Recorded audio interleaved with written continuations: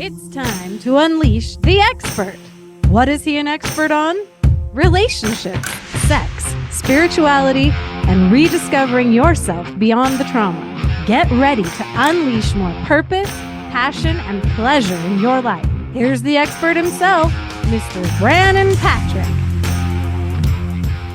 Hello, everybody. Welcome back. I just want to give a big thank you to all of you for sticking with me, for just listening and getting whatever you get out of this. I hope that the time you spend with me, listening to me, is a good use of your time and that it gets you thinking, gets you processing. I hope it starts some conversations. And you may not always agree with me, and that's okay. But I just like to flush some stuff out. So that's, again, what I'm going to do today. I appreciate you staying with me through the break that I took and getting back on board and listening again. So today's topic is about masculinity. And I just want to examine whether highly rigid systems and religions can undermine masculinity and how that happens.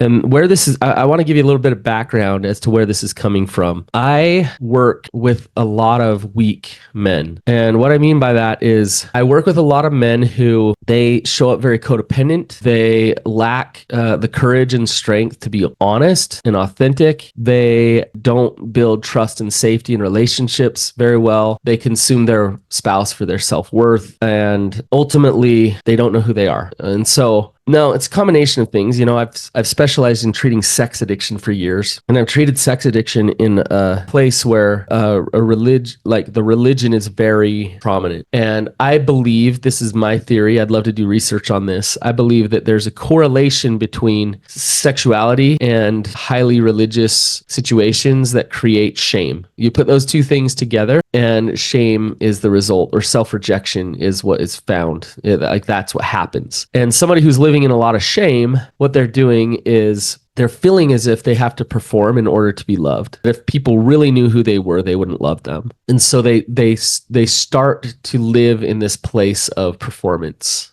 And they wear a lot of masks, they shame screen, their protective parts run the show, however you want to say it. But standing in their truth, trusting who they are, goes out the window, and it's a big problem. So I want to back up a little bit and just talk a little bit about masculinity and femininity some as well. It's a triggering topic, and it's a challenging topic to talk about because there is so much stigma around both masculinity and femininity. And I think there's also a lot of misunderstanding about both of them. You know, we think of femininity like Barbie and pink and, you know, just all about, you know, doing your makeup, and that's all femininity is, which is not the case. Masculinity, you think of like Rambo or, you know, some dude with big muscles who drives a big truck, and like, that's masculinity. It's not true. The other really, I would say, kind of immature way to approach masculinity and femininity is to think of it as if one is empowered, the other is diminished. Masculinity and femininity is not about a competition.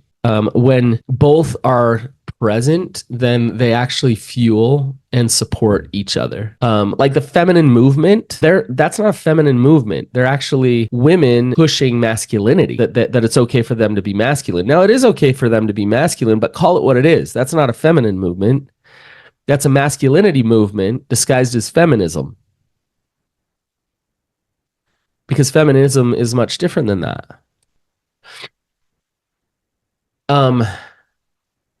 So there's two sides to the pendulum. Let's come back to masculinity for a minute. There's the weak masculine, and that's the guy who, again, doesn't have an opinion, hides, plays small, avoids, all of those things. And then there's the overcompensation masculine, the guy who, you know, is trying to prove himself, trying to show how big his muscles are and be tough. And both of those masculines are forms of weak masculinity. So femininity is about creation. It's about elements of femininity, surrender, which I believe is one of the most important virtues and practices that we can do as human beings. That's a feminine characteristic, to surrender, to let go. And receptivity, flow, sensuality, affection, sharing, tenderness, patience, love, perseverance is feminine. That's why I got a cold right now. And yeah, I got a man cold. I don't want to persevere through this. I wish I had some more femininity in here to help me get through this cold. Deep intuition and understanding of truth, that's femininity. So these are beautiful, important characteristics that come through the feminine. Masculinity is about direction, logic, integrity, stability, discipline, confidence, strength, purpose, protective, consistency, taking action. That's all masculinity. Not all men are masculine and not all women are feminine. This isn't a male-female thing. Now, it so happens that more men tend to have more masculinity naturally in them, and more women tend to have more femininity. It's just the way we're made. But some women have more masculinity in them than others. And some men have more femininity in them than others. And that's okay. That's beautiful. But ideally, what happens when you get in a relationship is there's a good balance. And what happens is what I call polarity. The polarity between the masculine and feminine, when they come together, they create intimacy, passion, connection, trust, love, and they create together. So that's the ultimate goal, that the masculine and feminine can support each other and be there for each other. When men show up weak in a relationship and their masculinity is lacking, oftentimes women have to give up their femininity and step into masculine roles, which then leads to feelings of unsafety, feelings of resentment, feelings of just not being okay in that relationship. So if you're in a relationship with a Mr. Nice guy who has no opinion, you don't trust him. There's not that strength there. And a lot of times what will happen is the feminine will then start to take over for all of those things. Things like stability, direction, confidence, strength, purpose. The masculine is the sun, the feminine is the moon. The moon cycles, it changes, it's different all the time. The sun, it looks bright every day. It's just boom, same thing, consistent. Again, not one's better than the other here. They just are, and they're important. Masculinity is the rooted tree, and femininity is the wind. And without the wind, the seeds wouldn't spread. And the wind actually strengthens the tree as it is rooted. Now I want to talk about church a little bit and masculinity, because this combination of highly religious, rigid belief systems leads to a breakdown in masculinity. And I know you might be listening to this thinking like, no, that's not true. Like, I know a lot of guys that actually gain strength from going to church and connecting in that way. That's true. Like that, I don't deny that. Like, going to church, whatever church it may be, and connecting to God and feeling God's love is going to support you in your masculinity. That's fine. That's true. Here's where it becomes problematic, is if you are fed certain beliefs about God's love that break down an understanding of who you are, it leads to living in shame. So at a young age, if you're fed things like God's love is based on performance, it's based on obedience, it's based on doing the right things and living a certain way. When you falter, because you will, because you're human, you think, I better hide. The more you hide, the more you feel unlovable. The more you feel unlovable, the more you start to forget who you actually are. On top of that, throw sex in the mix. When there's rigid beliefs about sexuality, about controlling it, forcing yourself not to have it, stay pure, stay chaste, all of those things, the shame starts to come because you are sexual. That's not changing. I've talked about that a lot. And yet you're told that if you are, you're bad, then you start to reject yourself. You start to self-reject. And so you mix those two things. Okay, I'm self-rejecting because I'm disgusting, perverted, bad, and I need to try to be good enough. So I'll try harder to be good enough. I'll pray harder, read my scriptures, go to church, be as obedient as I can. I feel so unworthy. And how this translates into a breakdown in masculinity is you get into a relationship and you start applying the same principles of worth in the relationship. I need to perform in order to be loved. I never want my spouse to be mad at me or see me as bad or broken, because deep down I feel so bad and broken. So I need to live in this facade in order to make sure that she's never uncomfortable, because I can't stand her uncomfortableness. And I'll try so hard to make sure that my shame's not triggered. Whereas healthy masculinity says, if she's uncomfortable, that's okay. Healthy masculinity runs into the fire and protects. Shame runs away and says, I'm scared.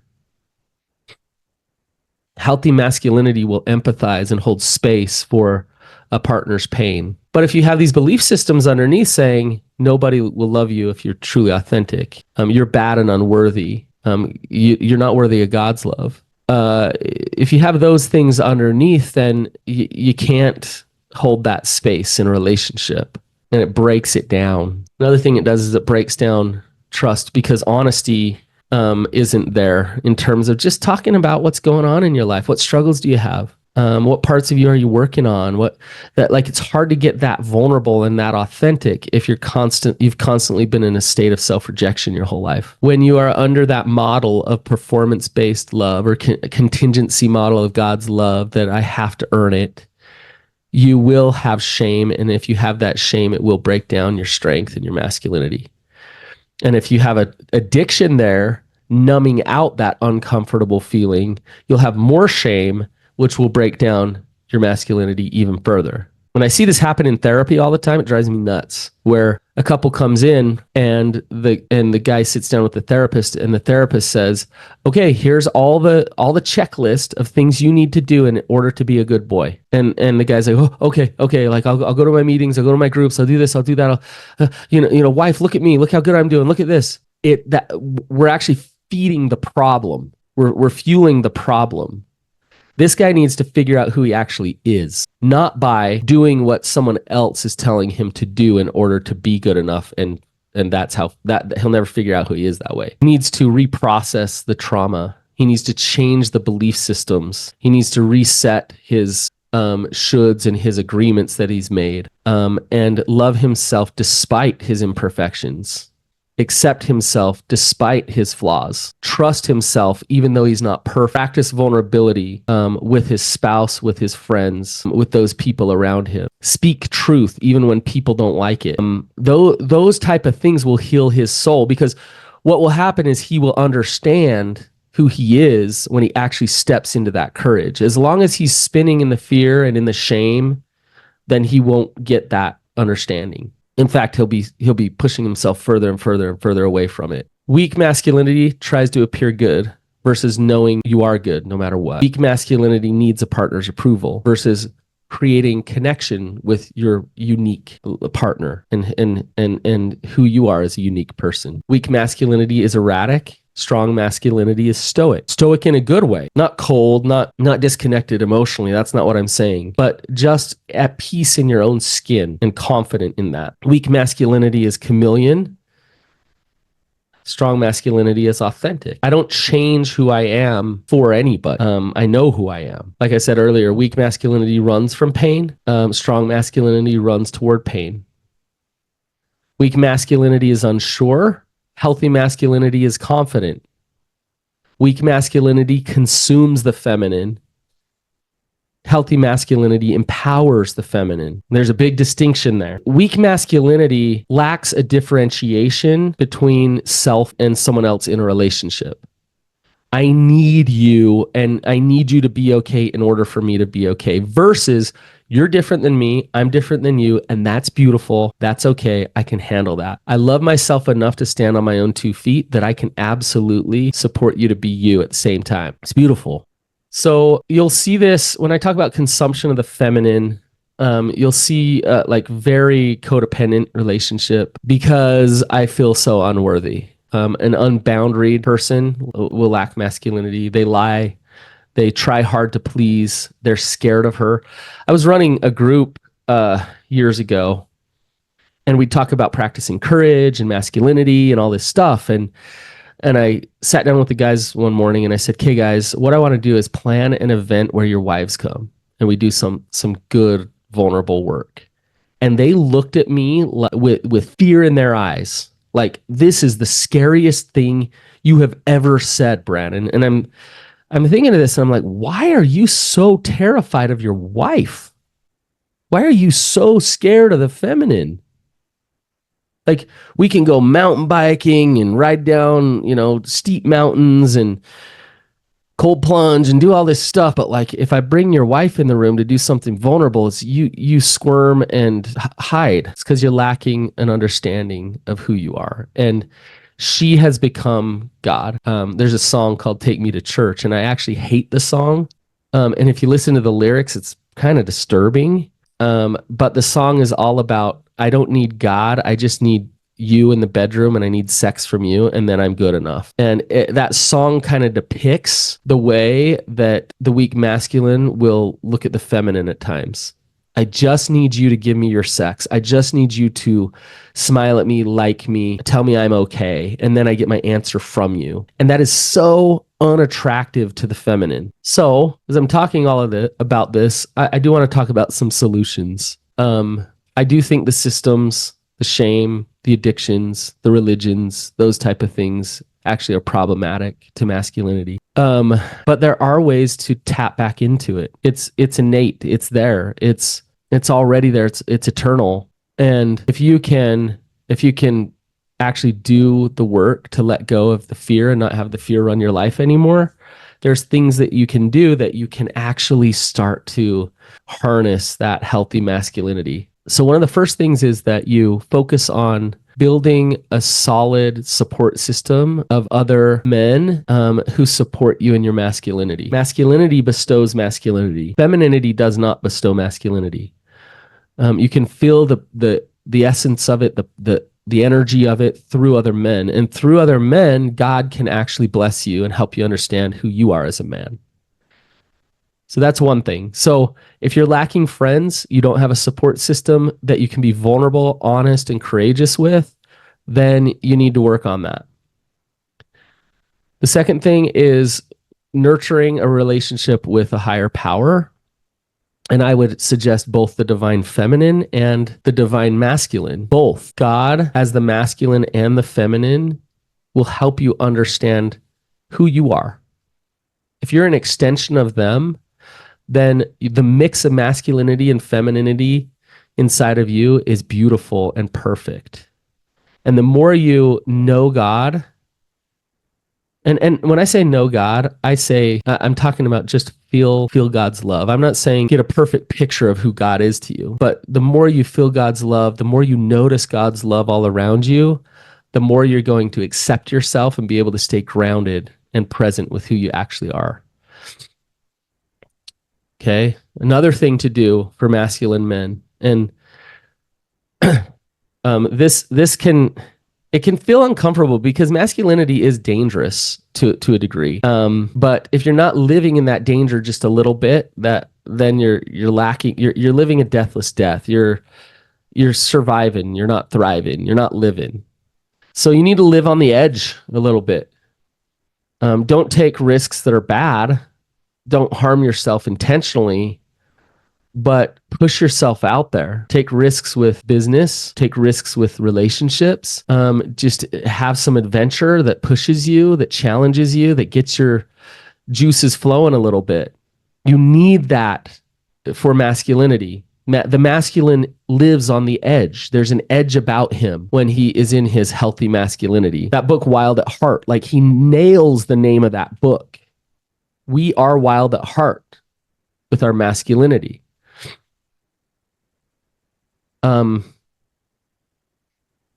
So another thing to help with your masculinity is to dig into your trauma and understand those wounds and the systems and the belief systems and all those things that you got from your trauma. And you start to differentiate between you being what your trauma tells you that you are to understanding why you believe what you are because of your experiences. And through that trauma, you can actually start to find some real purpose, ways that God is fighting for you, experiences that you've had and lessons that you've needed to learn that are very unique and specific to you.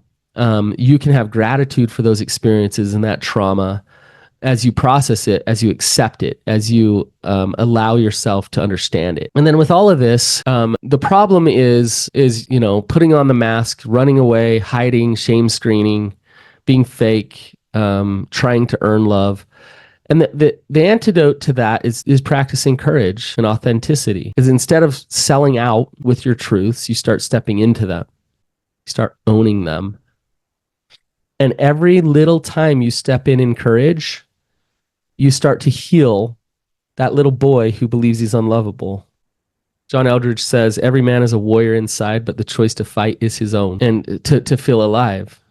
So what addiction does is it numbs life out, where you try to get all those things met through your addiction in a fake way, and it takes those things from you. So as you've been listening to me, I hope I'm not triggering any shame.